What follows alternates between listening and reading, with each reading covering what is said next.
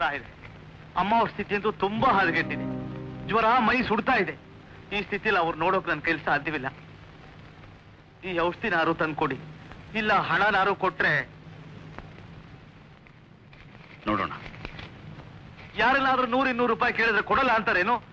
ಈ ಸ್ಥಿತಿಲೂ ನಿಮ್ ದೊಡ್ಡಸ್ಗೆ. ಅಣ್ಣಯ್ಯ, ನಿನಗಿದೆಲ್ಲ ಅರ್ಥ ಆಗೋದಿಲ್ಲ. ಏನ್ರಿ ಬೆಳಗ್ಗೆಯಿಂದ ಎಲ್ಲೋಗಿದ್ರಿ? ಅರೆ, ನೀನ್ ಯಾಕೆ ಎದ್ದು ಬಂದೆ?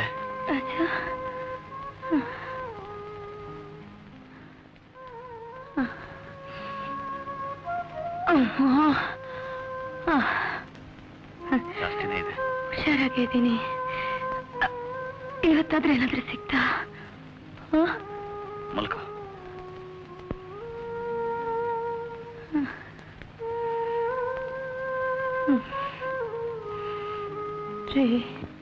ನಾನು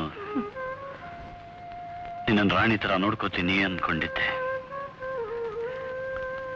ಇನ್ನು ಮುಂದೆ ಯೋಚನೆ ಮಾಡದೆ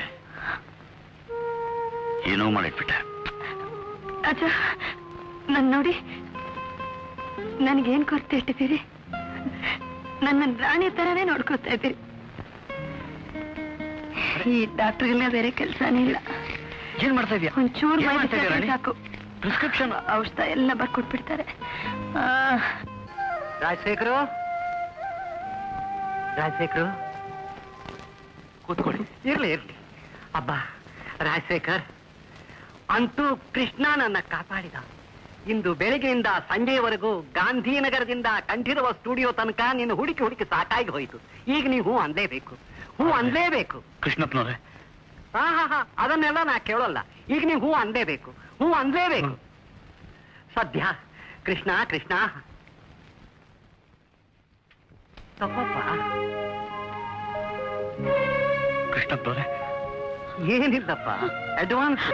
ನನ್ನ ಚಿತ್ರಕ್ಕೆ ನೀನು ಸಂಗೀತ ಕೊಡ್ಲೇಬೇಕು. ಆಗೋಲ್ಲ ಅನ್ಬೇಡ, ಆಗೋಲ್ಲ ಅನ್ಬೇಡ. ನೋಡು, ಇದರಲ್ಲಿ 5,000 ರೂಪಾಯಿ ಇದೆ. ಸಾಕಾಗೋಲ್ಲ ಅಂತಾದ್ರೆ ಹಣಕ್ಕೇನೂ ಯೋಚನೆ ಮಾಡಬೇಡ. ಆಗೋಲ್ಲ ಅನ್ನೋ ಸ್ಥಿತಿಯಲ್ಲಿಲ್ಲ ನಾನು ಕೃಷ್ಣಪ್ಪನವ್ರೆ. ಇದು 5,000 ಅಲ್ಲ, 5 ಕೋಟಿ.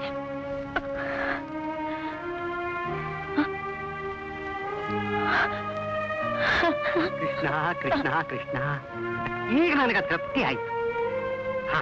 ಹಿಂದೆ ನಾವು ಹೊರಡಬೇಕು. ಎಲ್ಲಿಗೆ? ಮದ್ರಾಸಿಗೆ.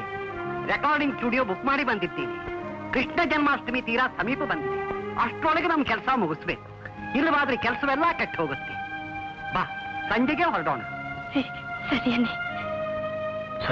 ಏನು ಯೋಚನೆ ಮಾಡಬೇಡ, ದೇವರೆಲ್ಲ ಒಳ್ಳೇದು ಮಾಡ್ತಾನೆ. ಬರ್ತೀನಮ್ಮ. ನಮಸ್ಕಾರ. ಬರ್ತೀನಣ್ಣ. ನಮಸ್ಕಾರ. ಸಂಜೆಗೆ ಕಾರ್ ತಗೊಂಡು ಬರ್ತೀನಪ್ಪ. ಕೃಷ್ಣ ಕೃಷ್ಣ, ಬನ್ನಿ ಬನ್ನಿ.